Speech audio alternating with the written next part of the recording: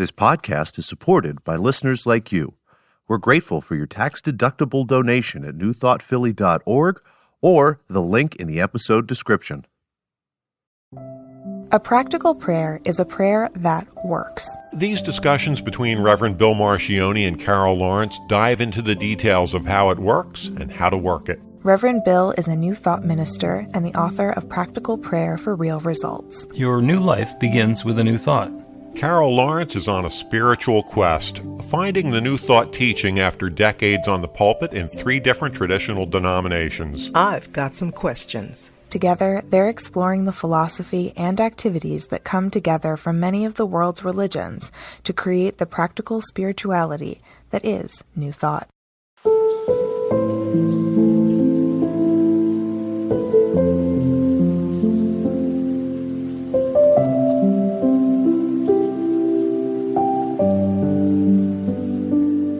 Welcome to the Practical Prayer Podcast. I'm Carol, here with Reverend Dr. Bill Marchioni.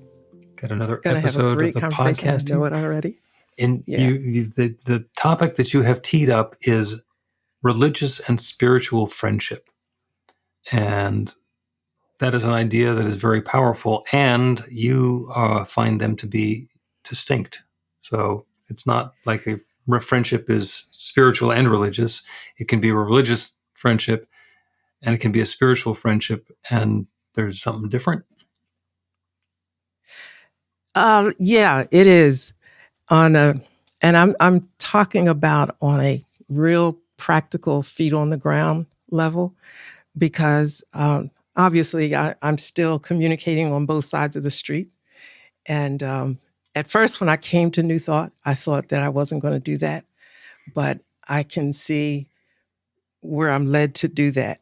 And I was a guest on another podcast, and I did a lot of listening. And I was listening to the idea that those people over there are not cool, but what's over here is cool. And I thought, like, we're people, with frailties, habits, joys, concerns, and so forth. We're just human, who we're born into religion, some of us, in different denominations, and our identity in a lot of ways are tied up in that. I don't know, I guess on this, if you grew up in spirituality, it's probably the same way. But the rub comes when the twain meet. And I remember a lot when I was on the religious side of the street, where if people didn't behave a certain way, or they didn't have the same certain kind of habits, you weren't to even have a meal with them. And there's scripture that was used to support that. If they didn't think the same way and unequally yoked and all that. And those I used to call headlines, because the truth is in the bullet points. The truth is in the paragraphs. And that's one reason why and here's the other thing too, and I know a lot of people have experienced this. If you have found New Thought or spirituality or whatever umbrella it may come under, your old friends, kind of shy away from you. You find yourself very alone and looking for new friends. And in that interim, there's some questioning, like, I left that side of the street, but I don't have anybody on this side of the street. And I'm thinking, why is that? Because God is love. Everything that we know about spirituality is love. And people on both sides of the street will talk about love. But it seems that there are conditions. Even though we talk about unconditional love, there's conditions. And I feel a little bit not so good about that. I just don't. And we use that to discriminate against people for a number of different reasons, not just color, but lifestyle or life choices, all of that. And so that's my kind of rant Gotcha. That, And what the yeah. question that's bringing up for me is there an assumption in there? Is there a hard baked in underlying assumption that if you believe this same thing that I believe, then you're going to behave in a particular way and you're going to say it in certain sorts of things, and that the assumption is that we can just assume that this is already part of the conversation without having to say it? I do think that. Yes, I do. Because and you know me by now, right? Certain conversations would come up, and I didn't agree with a lot of things, and I'd say it, and I thought it was okay to say it. I thought it was just fine till after I said it, and then I find out that that everything wasn't good. Like I don't have a lot. I don't have a lot of problems with what people choose to do with their life. I just never did. And I couldn't see why I should, because I'm so busy trying to get my little raggedy life together. I couldn't, I just couldn't see why I should, have a problem with yours. And people did not appreciate that about the openness about me. And let me tell you, I got labeled as a liberal. Oh my goodness. Was this Early before New on Thought? in my, yeah, oh yeah. Okay. Early on in my, pastoral career. Somebody just blurted out to me in a introduction, actually, she's a liberal. So you're going to have to kind of excuse some of the things that that she might say. And I laughed because I always got the mic anyway, even though people said, I was never denied the microphone, but there were often, those disclaimers. If I'm the guest preacher or the guest revivalist, or there may be some disclaimers there about something that I might say. But yeah, so it's not a nice thing, I don't think, to make people feel left out because they feel a certain way, think a certain way, and we're challenged on that as we go through life and don't always pass the test, but just to think about, like, if a person, and this is an Old Testament scripture where it says, if a person lives this way, you don't even want to have a meal with them. That's Old Testament, I know, but some people still believe that. And I Well, it's always a wonderful thought, excuse for only hanging around with people who already agree with you. Exactly.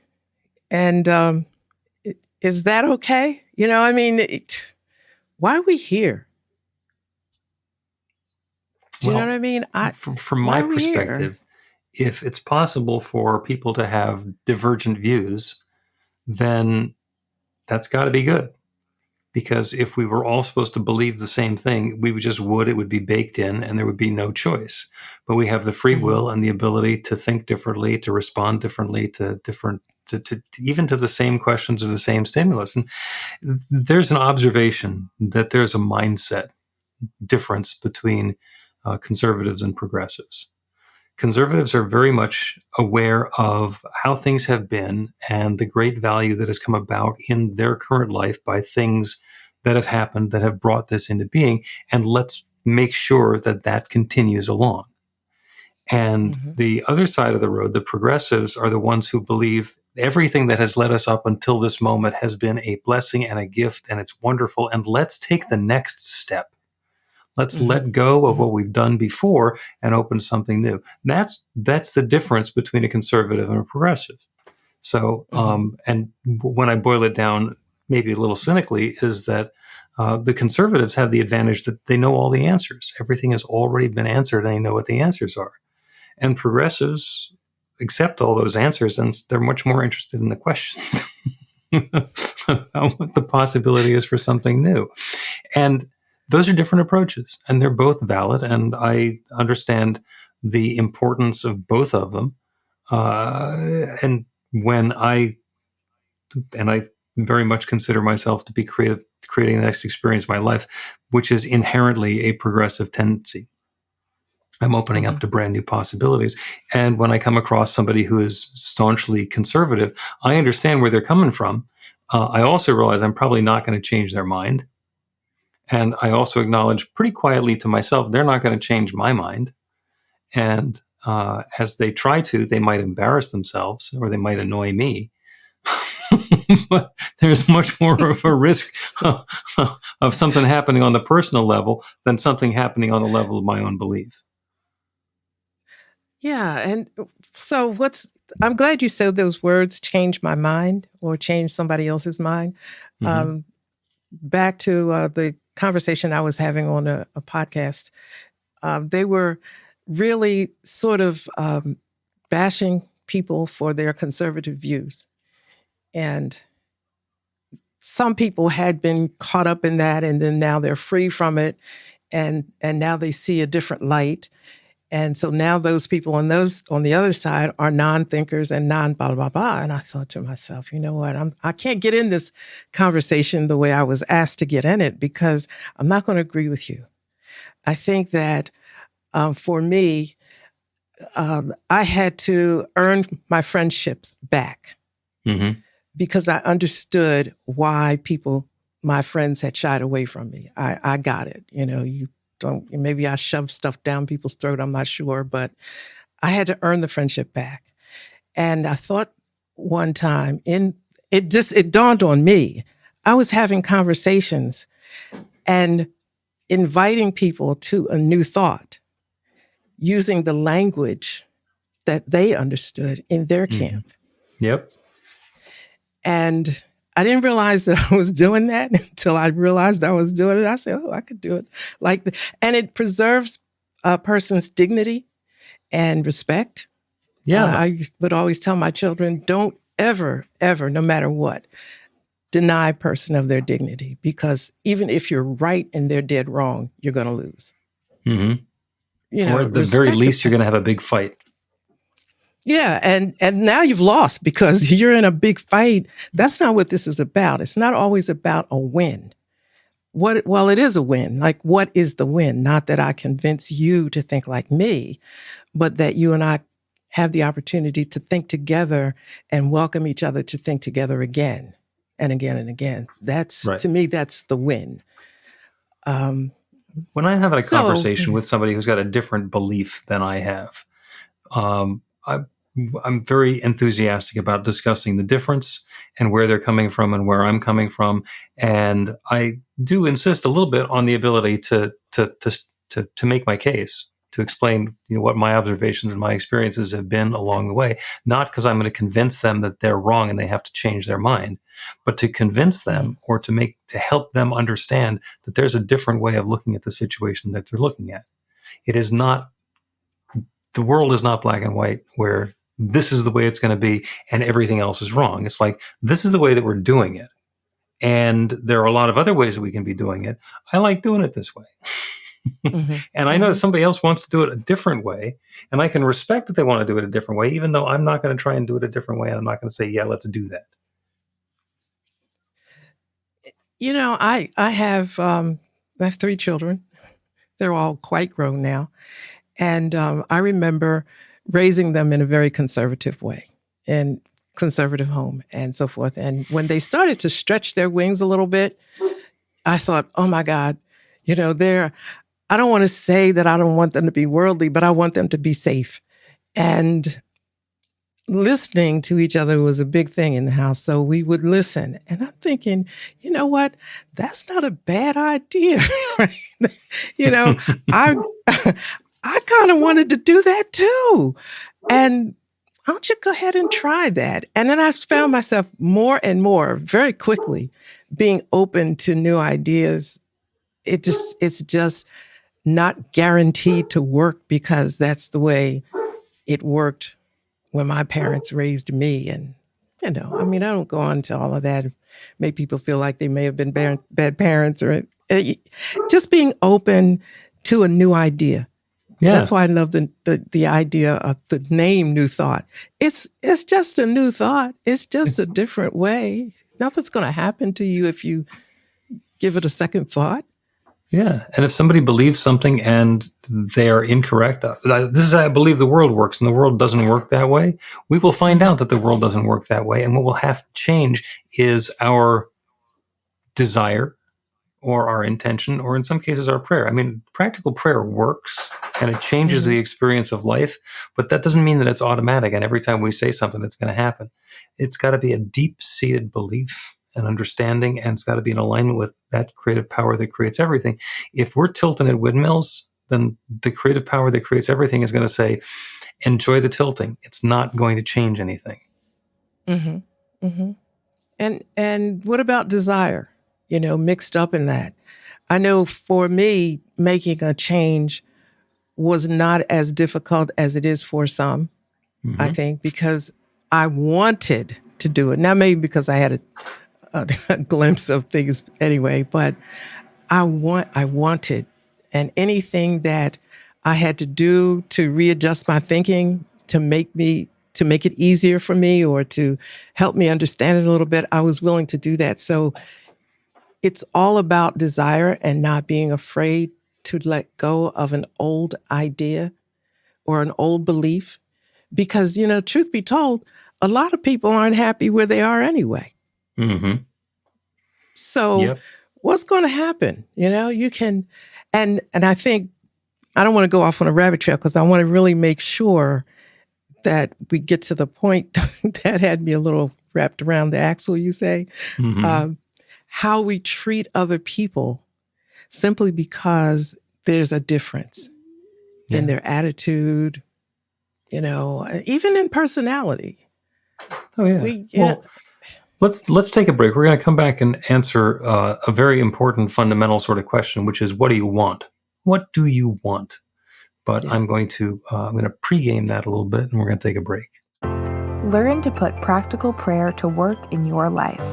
The steps are simple to learn and let you begin to get real results to create the life of your dreams immediately. Reverend Bill Marcione's widely acclaimed book, Practical Prayer for Real Results, gives you a clear summary of the new thought principles behind practical prayer and the series of easy-to-understand steps found in the most effective prayers from religions and spiritual practices all over the world and throughout history. Practical prayer is not a replacement for your religion or practice. It's a technique to make the work you do in consciousness even more effective. The book includes 40 prayers on various topics that you can adapt as needed and use as your own. Practical Prayer for Real Results is available in paperback, Kindle, and audiobook on Amazon or at b-the-light.com. That's b-the-light.com.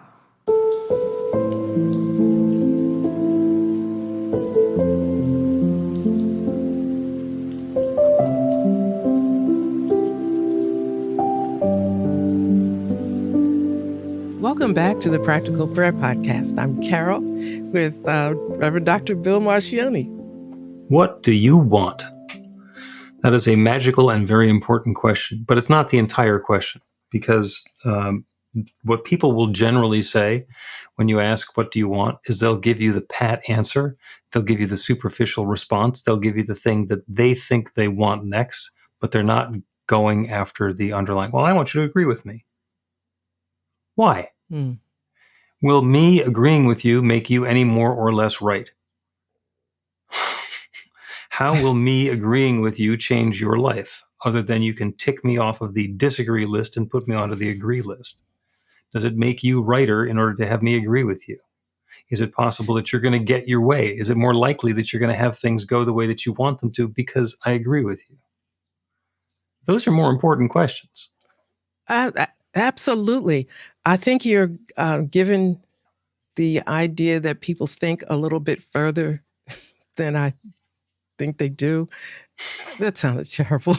No, it's true. A lot of people are at that first level of inquiry. It's like, what do you want? I want you to agree with me. I want you to say that this is the person who we're going to vote for, or that's the way that we're going to live together, or this is the religion that we're going to follow.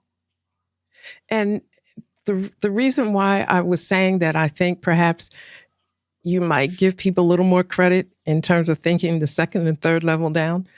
It's because when you agree with me, it affirms who I am. And people need to feel affirmed, whether it's because they're insecure or whatever reason it might be. Yeah, I was going to They change the word need there to like, but yeah. Yeah. So now I feel good. And we may not come to any understanding about anything or whatever's right or wrong. I just walk away feeling affirmed and I feel okay. And, now when I see you again, I'm going to feel okay. That's okay. That's okay. But it doesn't make for a very rich relationship, a relationship that is dependable, one that is next level, next level deep. You don't have to agree with me. It's okay. I believe what I believe. If your thought sounds better, let's talk about it for a while. Because, I've changed my mind about a lot of things. Yes, you have. But And you and I are both in the same choir here. So the way that we're able to shift and adjust is different than a lot of people, especially as you describe them on the other side of the street.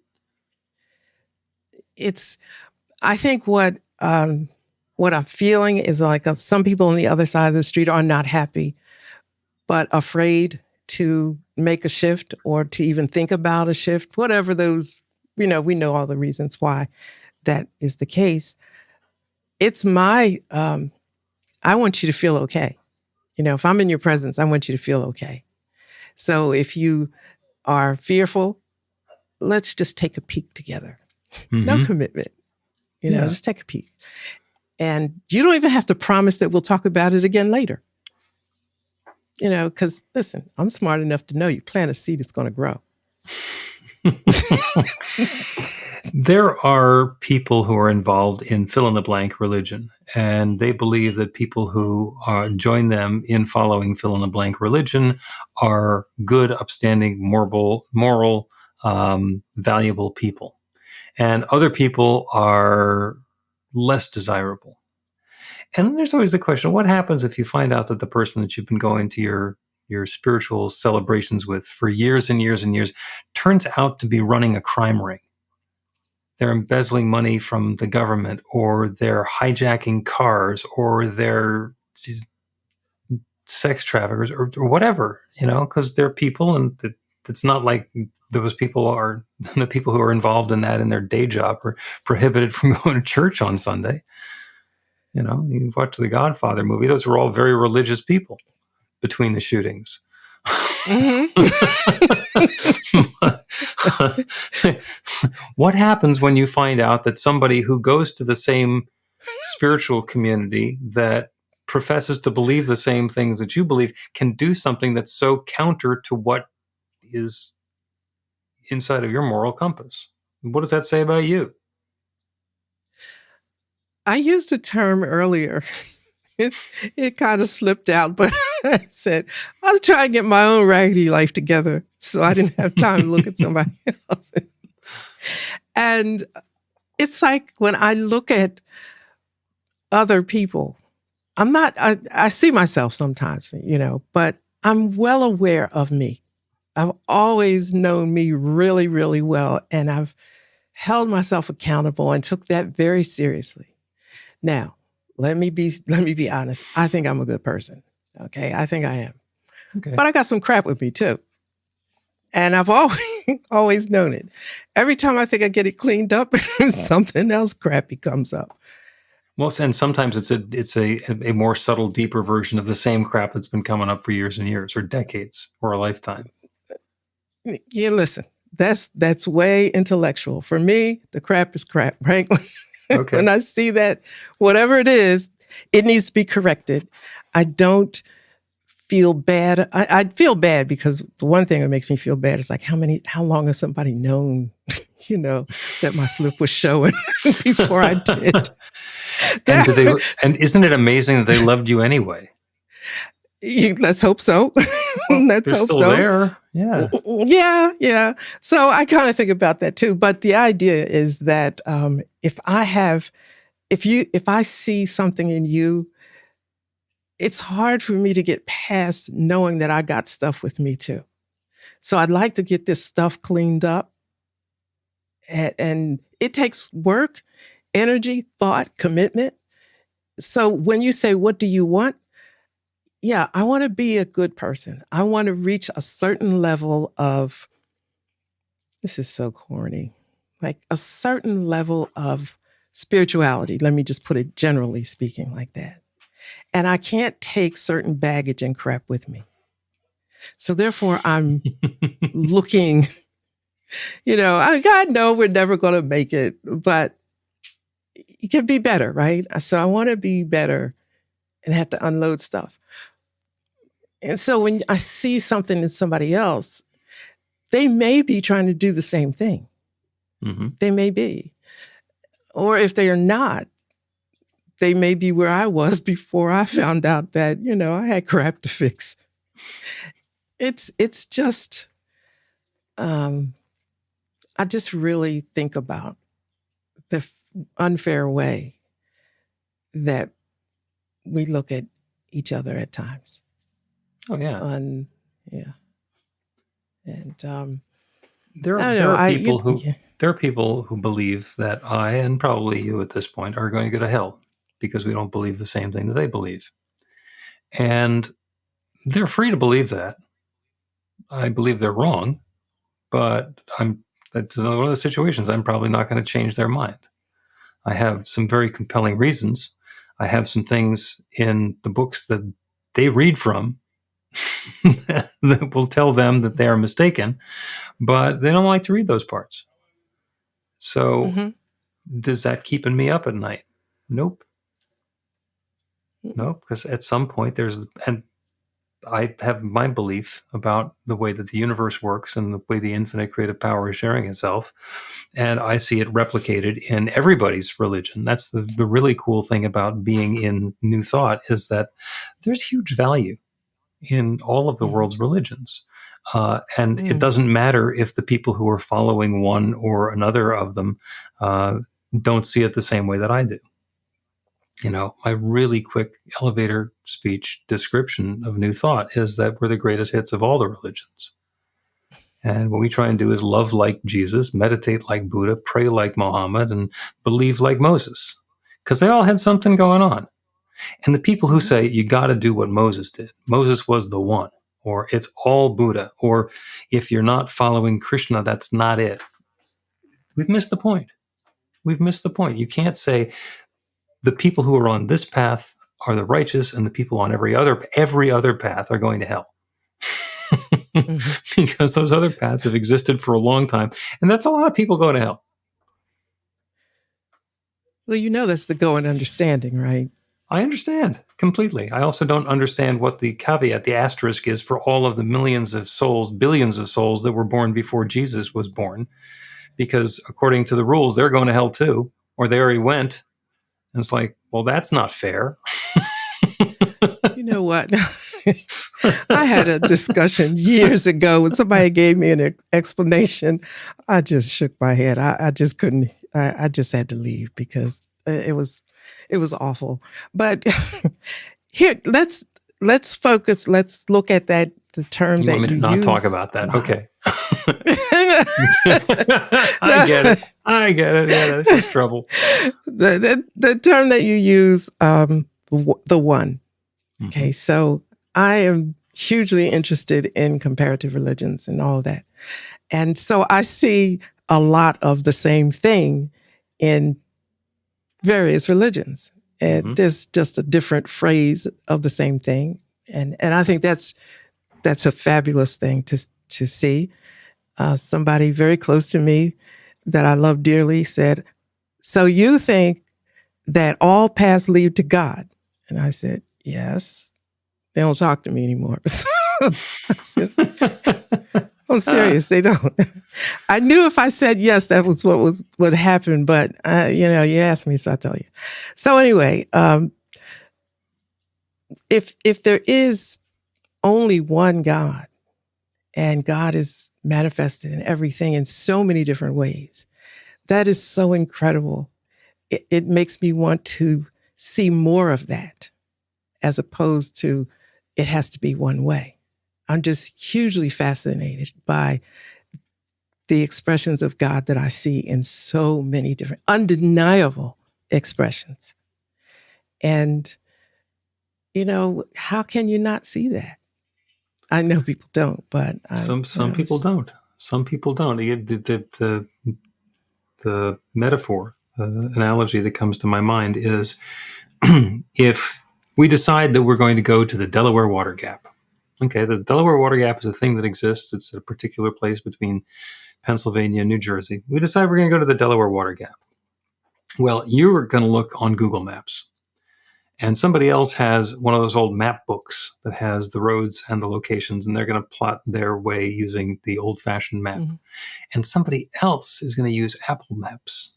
And somebody else has been there before, so they know that you drive down this highway until you get to Interstate 80, and then you head in the appropriate direction, and it will eventually get you there. Religion is where you argue about the map. Mm. Yeah.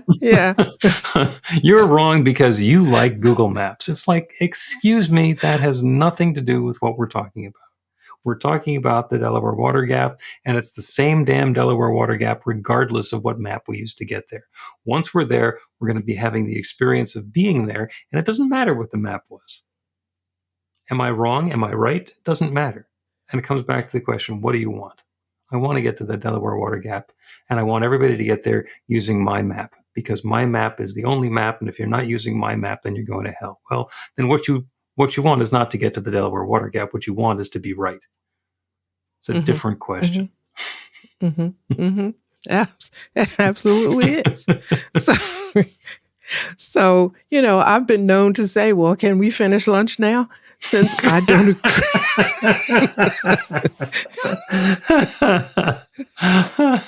Yeah, we're not going to solve world hunger today. Let's have dessert. But if we can finish lunch, even though I don't agree with you, and what you, it's yeah. The bottom line is, if you, and people say you can agree to disagree. I don't know what that means. I just know you treat people right, not discriminate against them or hate on them, as the term goes, because they think something different. It's okay. It really is. Yeah. Well, we have finally managed to loop ourselves back around to the topic, which is religious and spiritual friendship. And the question is, can we be friends on a social and communal and interaction level, even though we have different religions or different spiritual practices? And I'm not going to say that the answer to that is yes, because some people can and some people can't, and it is a very personal question. But if we want to be able to do that, if we want to be able to be present to everybody, regardless of their personal religion or their spiritual belief, well, we can do that too. And let us take a break. And then when we continue, we will talk about how we do that.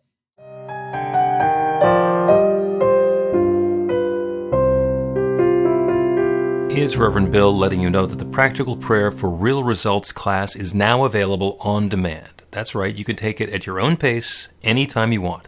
All of the information is at bethelight.com. That's b-the-light.com. You know where to find that stuff. The class is 5 lessons, broken down into 18 modules, and you can take them at whatever pace is comfortable for you. As you work through the process, it starts out with the theory, goes into the practice, there are experiential activities and exercises, and at the end of the program, you will wind up with an understanding of how practical prayer works, and a practical prayer for yourself that will work to create transformation in your life. And as you know, it works for everything. Take a look at the class online at bethelight.com. There's a sample lesson so you can see how the class is going to work for you, and then dive in. The great news is it's on sale now. You can register and save $20 off of the regular price. I'm looking forward to seeing you in class.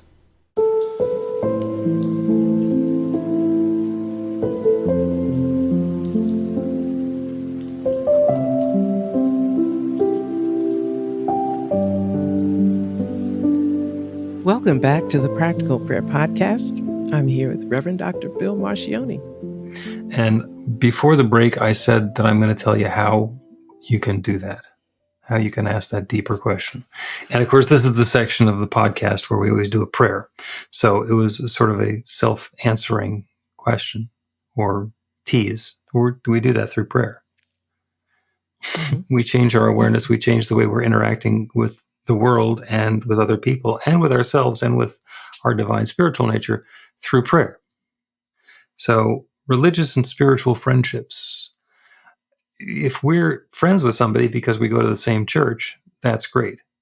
And if we're friends with somebody because we follow the same spiritual path, we are involved in the same activities, that's great. And if it turns out that our spiritual practice diverges, or one of us goes to a different church because we've come to a different understanding, does that automatically discount or negate the friendship? Can we only be friends with people who are exactly like us? Oh, well, you say it that way, then obviously, no, we don't have to just be friends with people who are exactly like us. But the way that we do that, the way that we get to do that, and a very powerful way of doing that is through prayer.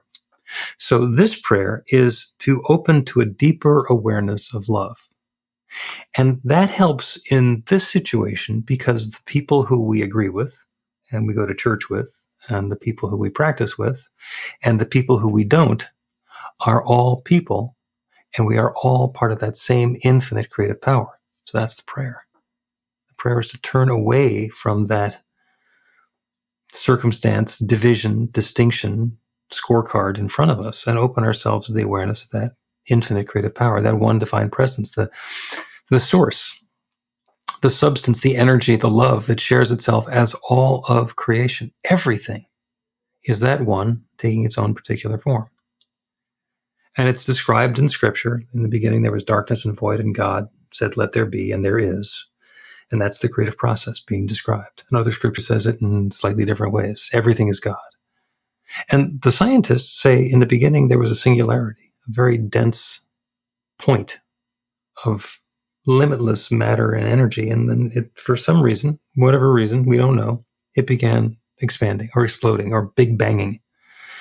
And everything that exists in this manifest universe has come into being by that one expanding and revealing and unfolding itself as its creation. It's not like there is the one plus there's other stuff creating accessories. It is not possible that everything in the universe is a result of the infinite saying, "Let there be," and the unfolding begins, and that somehow doesn't include me or doesn't include those people over there who are going to a different church or following a different practice. There is one. And that one is right here, right now, as and in me, as and in each one within the sound of my voice. We are all that divine presence, that limitless love, that infinite energy,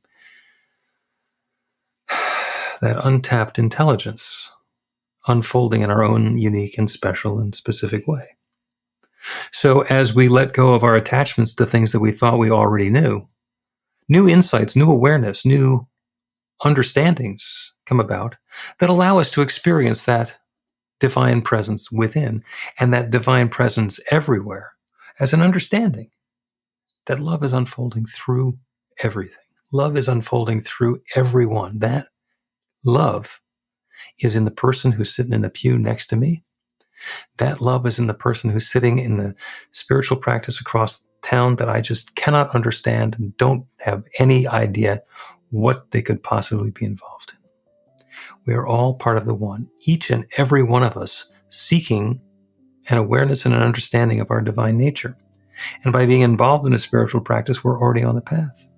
Even the people who are not in a spiritual practice, who don't belong to any religion whatsoever, are reenacting that same creative process. They are that divine essence, even if they don't acknowledge it or understand it or claim it or know it. So that is what I am claiming.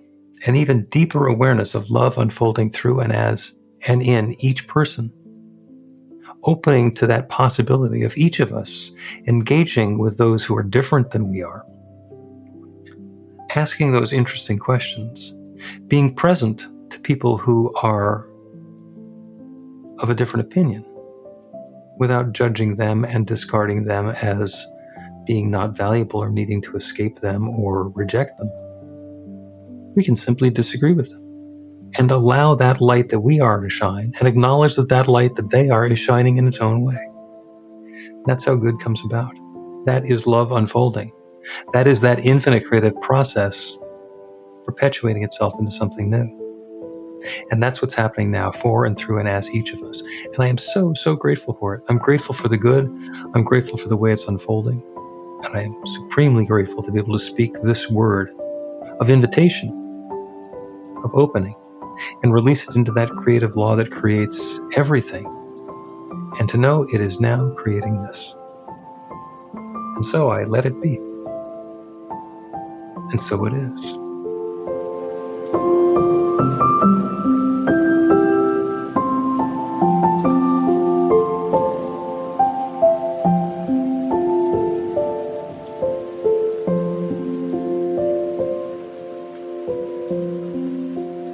The Practical Prayer Podcast with Reverend Bill Marcioni and Carol Lawrence is a production of BeTheLight.com. be-the-light.com. Where you can find more information about practical prayer for real results. Our theme is by Music of Wisdom. You can learn about the spiritual community of New Thought Philadelphia with daily guided meditations, Weekly celebrations of spirit, and Reverend Bill's classes in practical spirituality at newthoughtphilly.org.